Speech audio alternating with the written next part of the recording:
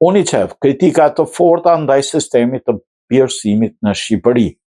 UNICEF-i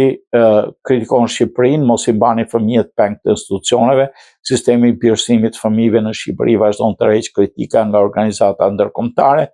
dhe burime të besueshme kryesisht për vonesa burokratike që mbajnë peng fëmijët në institucione në vend të sigurojë një familje të përhershme sa më shpejt. The National Agenda of Rights of Child, dokumenti zyrtar mbështetje UNICEF-it Albania, theksohet qartë, pavarësisht ndryshimeve në kodin e familjes në lidhje me birësimet, ende duhet punë që të bëjnë mekanizmin e deklarimit praktikës funksional për të siguruar interesin më të mirë të fëmijës dhe për të mos i mbajtur fëmijët peng në institucione sociale derisa të mbushin moshën madhore, pa i kthyer ata në familje biologjike dhe pa i vendosur në një familje birësuese për adoptim. UNICEF Albania në raportet e monitorimit